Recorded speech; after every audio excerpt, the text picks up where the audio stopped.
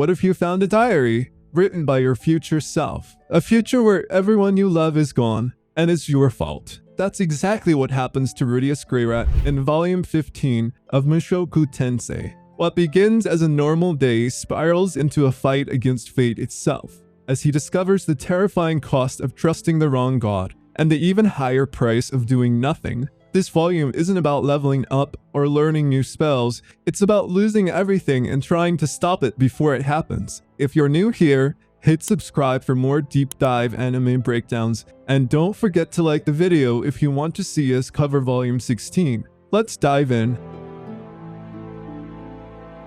The morning after encountering the man who claimed to be his future self, Rudeus Greyrat found himself paralyzed by the weight of the revelations he had received. Sleep had eluded him, leaving his mind frayed and restless. The advice from his older self echoed in his thoughts. Consult Nanahoshi, write a letter to Eris, and doubt the man, God without outright defiance. The letter to Eris had been drafted, but he hesitated to send it, knowing it needed approval from Sylphie and Roxy first. As for the man, God, he resolved to confront him in his next dream, but the thought filled him with unease. But the most daunting task lay before him, the diary. The weathered, scarred book was a chronicle of a future he desperately hoped to avoid. With trembling hands, he began to read. At first, the entries were mundane, filled with everyday joys, Roxy's laughter, Sylphie's warmth, the excitement of studying magic with Rudeus. There were playful notes about intimate moments and tender observations about his growing family.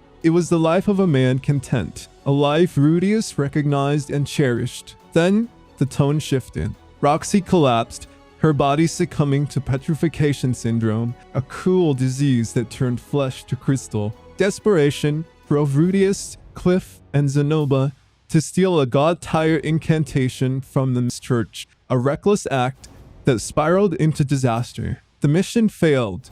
Cliff perished from poison, and Roxy's condition worsened until death claimed her. The grief was unbearable. The diary's pages grew darker. Rudeus drowned his sorrows in alcohol, pushing away everyone who tried to help him. Sylphie, patient and loving, endured his cruelty until even she could take no more. A moment of weakness with a stranger shattered their trust, and Sylphie vanished, leaving behind only the remnants of their life together. His pursuit of her led him to the kingdom of Asura, where political turmoil had engulfed Ariel's faction. Rumors of a failed coup reached him too late. The sight of Sylphie's mutilated body among the executed rebels broke him completely. Consumed by rage, he unleashed his magic, burning the execution grounds and all who stood in his way. The horror of these visions overwhelmed Rudeus. He staggered to the bathroom, vomiting until his body had nothing left to give. The emotions, grief, guilt, despair, felt as real as if he had lived them himself.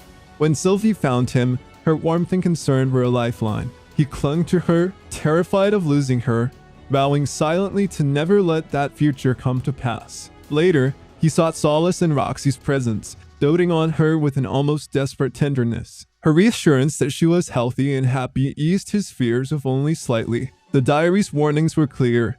Tragedy loomed on the horizon, but Rudeus refused to accept it. With Sylphie and Roxy still by his side, he steeled himself to read on, determined to change the course of fate, no matter the cost. The diary's pages revealed a future steeped in regret and despair. After Sylphie's death, the narrator spiraled into debauchery, filling the void with hollow pleasures, taverns, brothels, and cruel exploits. The entries painted him as a shadow of his former self, a man consumed by grief and self-loathing. Names like Aisha and Norn were absent, and even his once respected pupil Julie became an object of his twisted desires. The only constant was Eris, who appeared like a storm, challenging him with fists and fury, though her motives remained shrouded in his bitterness. As years blurred, his pursuits grew darker. He crafted the magic armor, a monstrous suit fueled by mana, to compensate for his physical limitations. Yet power brought no solace. His travels became a vengeful crusade against the man, God, the entity he blamed for his losses. He hunted legends, battled emperors, and scoured ancient ruins, uncovering fragmented truths about the world's 6 realms and the man, God's lair at its center. But each clue only deepened his frustration. The diary's tone shifted as hope withered. Zenoba's death, Aisha's murder, and Eris' sacrifice, revealed too late as an act of love, left him utterly alone. By 60, his body faltered, his hatred dulled. In a final gambit, he theorized a way to rewrite history, time travel through teleportation magic. With nothing left, he cast the spell, aiming for redemption or revenge. The diary ended abruptly, its back cover scarred like its owner. The narrator, now holding its truce, resolved to change his fate. As Roxy's voice echoed through the house, he steeled himself for the hardest conversation of his life. The past ghost would not claim his future again. The weight of the future pressed heavily on Rudeus' shoulders. His wives, Sylphiette and Roxy, had noticed his restless demeanor, days spent locked in his study, nights haunted by unspoken fears. When he finally gathered them in his room, the air was thick with tension. What began as hesitant small talk soon unraveled into a confession. A shadow loomed over their family, a foe known as the Man God who sought to destroy them. Though Rudeus tried to shield them from the worst of it, Sylphiette's frustration simmered beneath her concern. She refused to stand idle while he faced danger alone, and Roxy, ever the steady hand, pledged to guard their home, but neither would let him bear the burden unquestioned. Then came the harder truth. Eris. The name hung in the air like a blade. Rudeus admitted his uncertainty. Was her abandonment a misunderstanding? Had she trained all these years for his sake? Sylphiette's heart clenched at the thought of the woman who'd once shattered him. But Roxy's calm reasoning prevailed. They would meet Eris first, judge her intentions with their own eyes. For now, trust would have to bridge the gaps in their fractured history. But the night's trials were far from over. In a dream, the Man God himself appeared, his usual mocking tone replaced by venomous irritation. Rudeus' future self had outmaneuvered him, and now the deity's schemes lay in ruins. With chilling candor, he revealed his motives. Orsted, the Dragon God, sought to destroy the world by killing him, and Rudeus' descendants would one day aid in that mission. To prevent this, the Man God had targeted Roxy and Sylphiette, but now he offered a twisted bargain. Kill Orsted, he demanded, and your family lives. Rudeus awoke in a cold sweat, his wise arms the only anchor in the storm of his thoughts. The path ahead was clear, yet impossible. Orsted was a force beyond reckoning, but the diary's clues, the magic armor, the advanced spells, whispered of a chance. As he staggered to his study, resolve hardened in his chest. He would forge himself into a weapon no matter the cost. The letter to Eris, once a tentative hope, now bore the weight of a farewell. The stakes had never been higher. To protect those he loved, Rudeus Greyrat would wage war against a god. Rudeus Greyrat stood at a crossroads, burdened by the weight of impossible choices. The Man God's ultimatum echoed in his mind: kill Orsted or watch his loved ones perish. Though he distrusted the deity's lies, the threat was undeniable. With no means to strike at the Man God directly, Orsted became the only viable target, a grim necessity to shield his family from an invisible enemy. Seeking counsel, Rudeus turned to Nanahoshi, the otherworldly scholar whose analytical mind might pierce the tangled web of fate. He laid bare everything: his future self's warning, the Man, God's fury, and the chilling prophecy of his descendants allying with Orsted to bring about the deity's downfall. Nanahoshi listened, her sharp eyes narrowing as she pieced together a startling theory. She proposed that their very presence in this world was no accident. They had been pulled backward through time, instruments of a future where the Man God's death was inevitable. The displacement incident, their reincarnations, all were threads in a cosmic design to forge that outcome. Yet this offered little comfort. Destiny was fickle, and the Man God's interference had already rewritten one future. Rudeus couldn't gamble on abstractions. His family's safety demanded action now.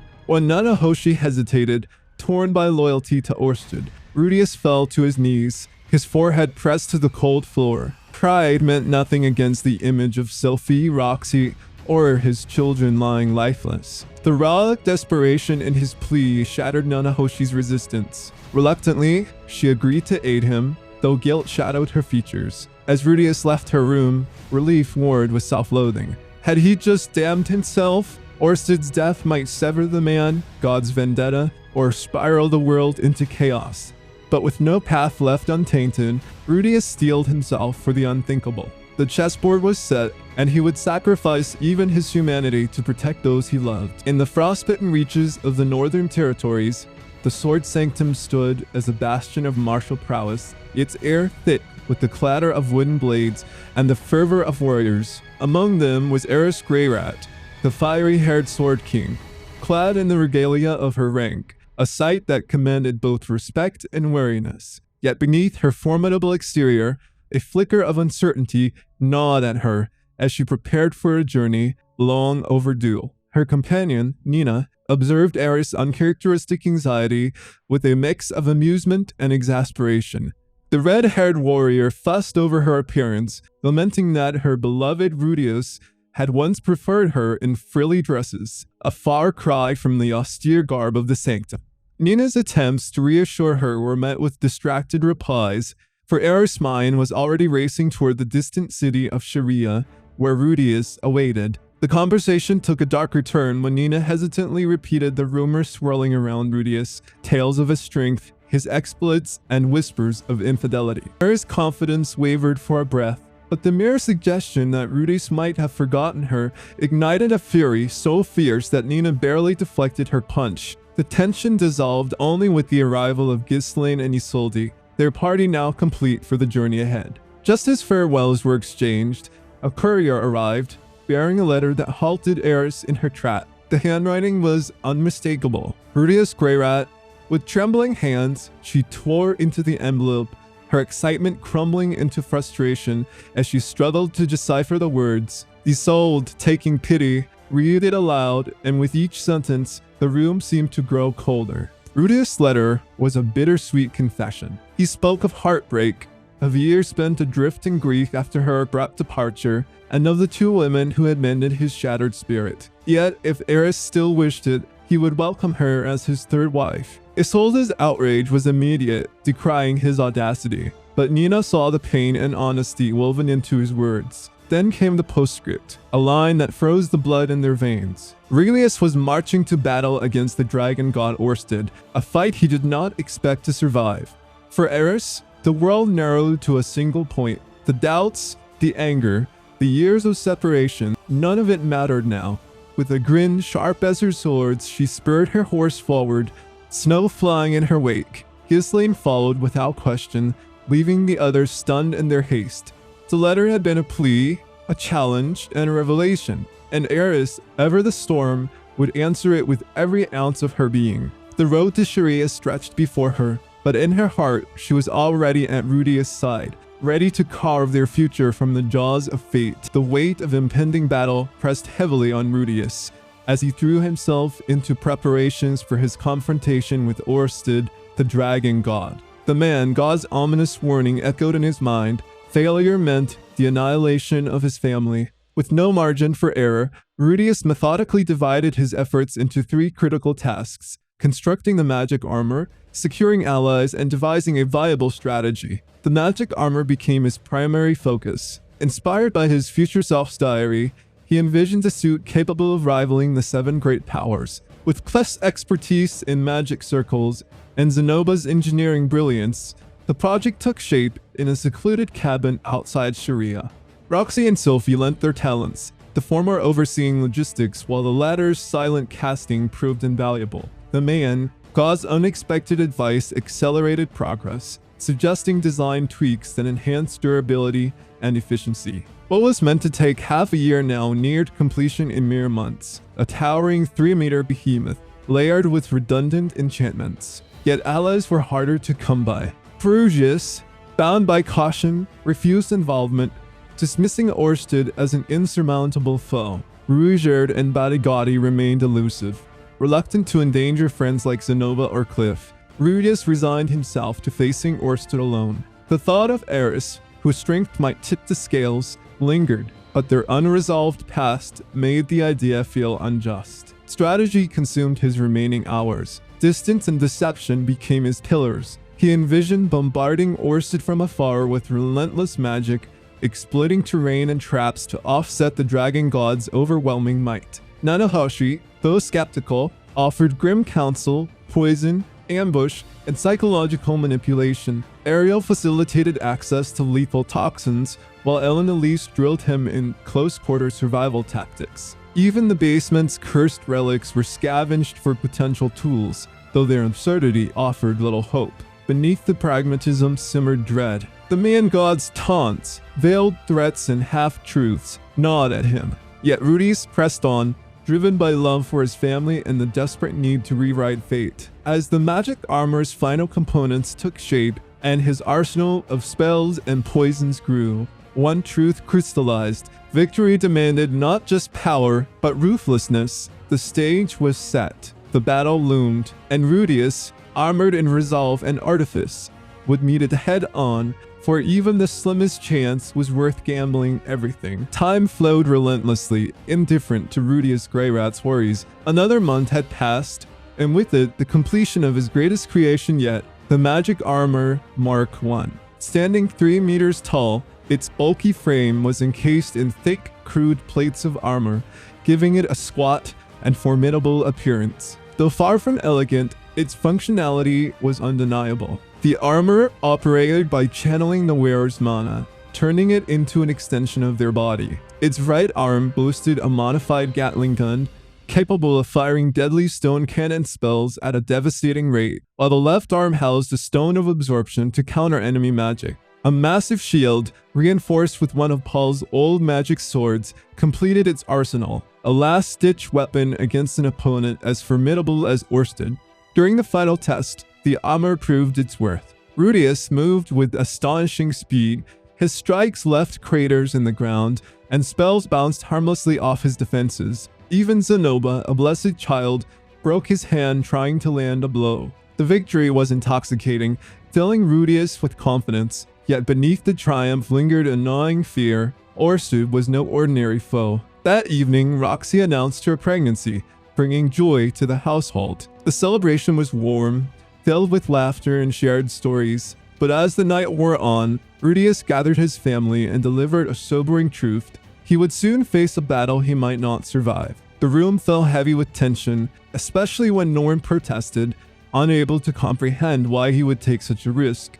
Alone with Roxy and Sophie later, Rudeus revealed the full extent of the danger. His opponent was Orsted, the Dragon God, and his mission had been dictated by the enigmatic man, God. He warned them of the consequences of his failure, how the man, God's influence could bring ruin to their family. Though shaken, both women reassured him of their strength, urging him to return no matter what. Their words steeled his resolve. In the quiet moments that followed, surrounded by the warmth of his loved ones, Rudeus found clarity. He would fight not just for survival, but for the future they had built together. Days later, he departed Sharia alone, the weight of his mission pressing upon him. The path ahead was uncertain, but one thing was clear. He would face Orsted with everything he had. 2 days northeast of Sharia, in the ruins of a village long reclaimed by the forest, Rudeus Greyrat set his trap.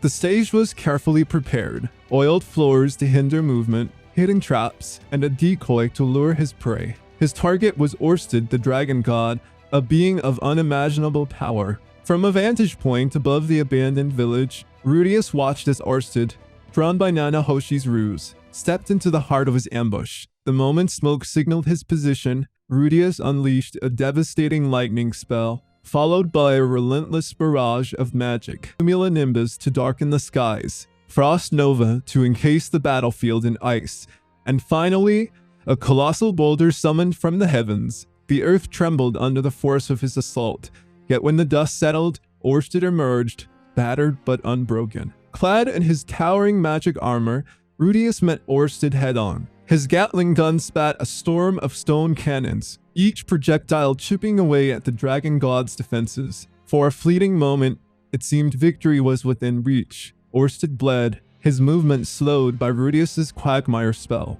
But the Dragon God was relentless. With terrifying precision, he countered every attack, his sword flashing faster than thought. The battle turned brutal. Orsted's blade sheared through the magic armor's lens. His kicks sent Rudeus crashing through trees, and his mastery of magic negated every desperate counter. The armor's healing circuits struggled to mend the damage, but Rudeus's mana dwindled. his body screaming in protest. When Orsted's sword finally found its mark, severing Rudeus's arm, defeat seemed inevitable. Pinned beneath Orsted's foot, Rudeus pleaded, his voice raw with desperation. He begged for his family's safety, for the world's survival, but Orsted's resolve remained unshaken. As the dragon god raised his blade for the final strike, Rudeus mustered the last of his strength, a suicidal explosion of mana, a final act of defiance. Yet, before the spell could ignite, a blur of crimson intercepted Orsted. The sword meant for Rudeus's throat met steel instead, and a familiar voice cut through the haze of pain. Eris Greyrat had arrived. The chapter closed on the brink of annihilation, with Rudeus broken but not yet defeated, and the tides of battle poised to shift once more. The chapter opens with the arrival of Eris Greyrat and Gisleam de Doldia at the gates of the magic city of Sharia. Their journey had been fraught with chaos, monster encounters, brawls with thugs, and border skirmishes, all fueled by Eris' impatience to reunite with Rudeus. Despite the setbacks, their seasoned adventurer instincts eventually guided them safely to Renoa. Upon reaching Sharia, they quickly located Rudeus' residence, a spacious home marked by peculiar creatures in the yard. Eris hesitated at the gate, her pride and nervousness warring within her. She stood motionless, as if willing Rudeus to sense her presence. Memories of the rumors she'd heard about him, his feats, his eccentricities, and his marriages flooded her mind, stirring a mix of admiration and unease. The stalemate was broken by Aisha, Rudeus' younger sister, who recognized Eris and ushered her inside. There, Eris was greeted warmly by the household, including Rudeus' wives, Sylphiette and Roxy.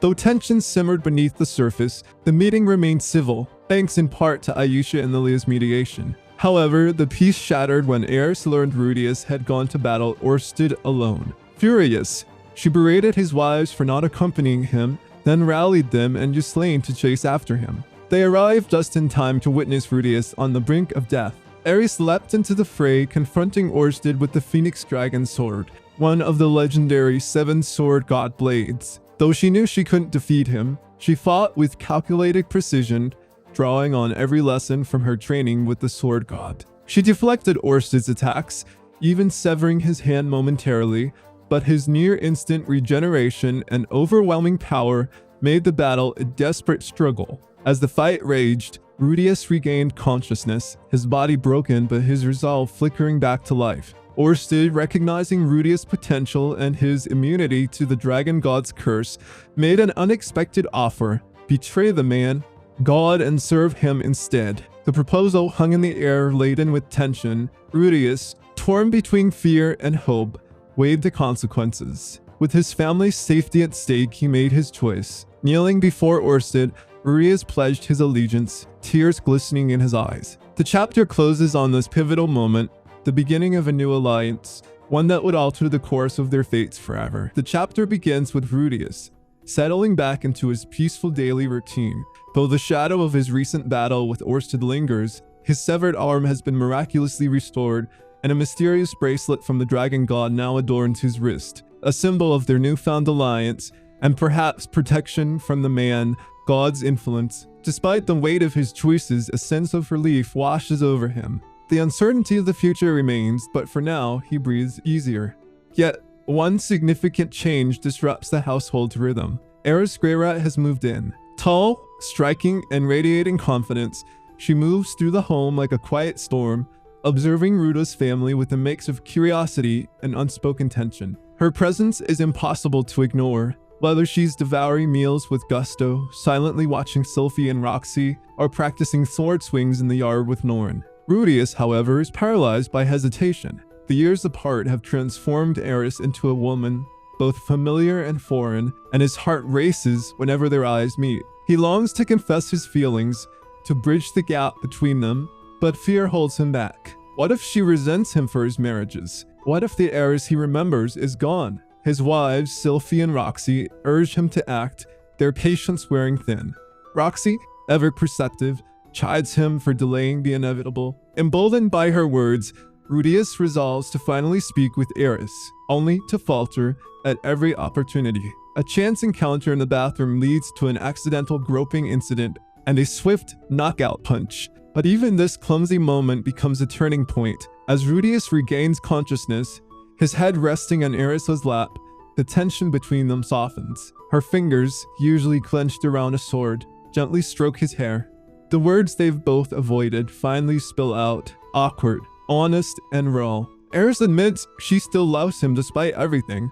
Rudeus, in turn, confesses his feelings, though he struggles to reconcile his love for all three women. The chapter closes on this fragile, tender moment, a tentative step toward understanding, with the unspoken promise of more challenges to come. The past may have shaped them, but the future remains unwritten, and the weight of their choices hangs heavy in the air. The tension hung thick in the air as Rudeus found himself standing opposite Eris outside the city walls. The absence of a crowd did little to ease the weight of the moment, especially with Guy Slane observing silently from the sidelines. Eris had insisted on the stool, her hand resting on the hilt of her sword, fingers trembling, whether from anticipation or suppressed emotion.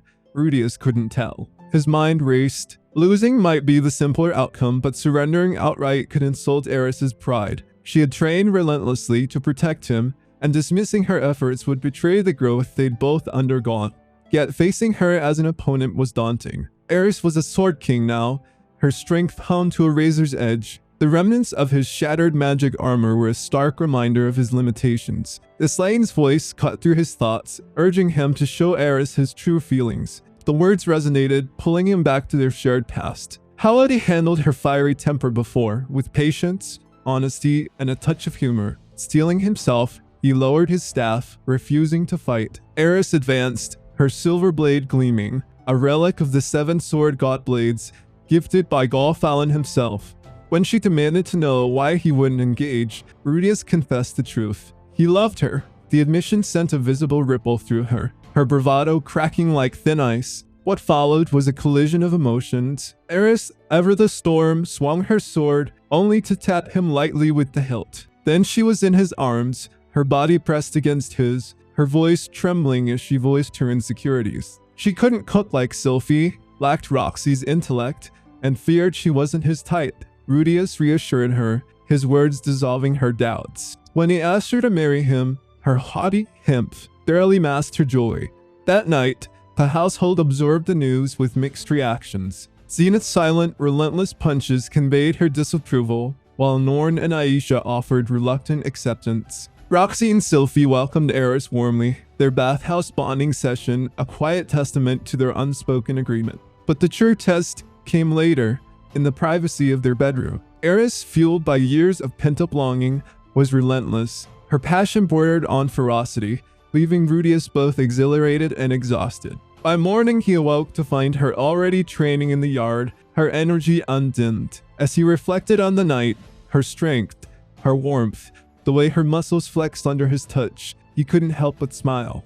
Their reunion was far from gentle, but it was undeniably Etham. And as Rudeus stood there, watching Eris swing her sword with that familiar fiery determination, he knew one thing for certain: their story was far from over. The chapter closed with an unexpected letter bearing the Dragon God's crest, a silent omen of challenges yet to come. The letter arrived with an air of quiet urgency, its parchment crisp and unassuming, yet marked with the unmistakable crest of the Dragon God. Orsted's words were brief, almost courteous. A request for Rudeus to meet him alone at the cabin on the outskirts of Sharia. The tone was far from threatening, yet the weight of what it represented settled heavily on Rudeus's shoulders. This was no social call. It was the first step into a new chapter of servitude, one he had willingly chosen to protect those he loved. Preparing for the meeting felt like girding himself for battle. He dressed carefully, selecting his finest attire, as if presenting himself before a king. Aisha's bemused glances went unanswered. This was a matter beyond domestic concerns. With Aquahardia in hand, and the future diary tucked securely away, he set out, leaving behind the warmth of his home for the unknown. The cabin, usually a place of solitude, now seemed to hum with an otherworldly presence. The air around it was thick, charged with something intangible, as if reality itself bent to acknowledge Orsted's occupancy.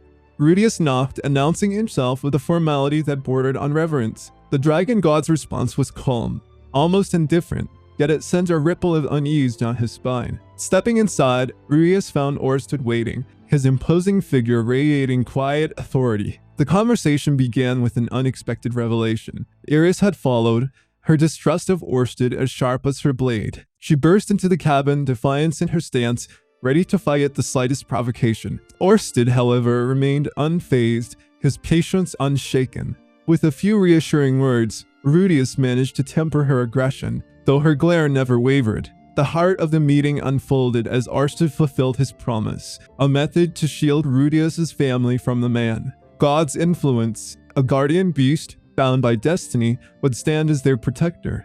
The simplicity of the solution belied its significance. It was a lifeline, a tangible assurance that his loved ones would be safe while he walked the dangerous path ahead. Questions lingered, and Orsted surprisingly encouraged them. Rudeus probed cautiously, seeking to understand the enigma that was the Dragon God. The curses that plagued Orsted, the nature of his conflict with the man, God, the secrets of destiny, each answer peeled back another layer of the mystery. Orsted spoke of his father's death, of a lineage of dragon gods bound by vengeance, and of his own reincarnation as a weapon against an ancient foe.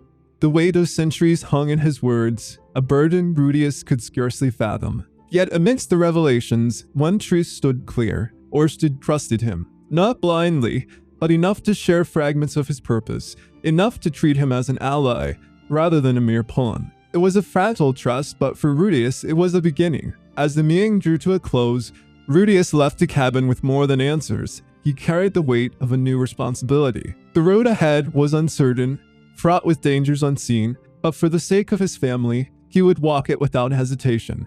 The summons had been answered, and the game was now in motion. The chapter delves into the intricate backstory of Orsted, revealing his origins as a member of the ancient dragon folk, reincarnated from the distant past to fulfill a singular purpose: vengeance against the man god, who murdered his father, the first dragon god. Cursed to be despised by all and burdened by a secret art that slows his mana regeneration, Orsted has spent 2 millennia preparing for this mission. His hatred for the man god runs deep, fueled not only by filial duty, but by centuries of conflict. The narrative then shifts to the enigmatic figure of Laplace, a being of many titles: demonic, dragon king, dragon god, and later, the fractured demon god and technique god. Once a loyal general under the dragon god, Laplace survived the fall of his world and dedicated himself to developing techniques to destroy the man god. However, a battle with the man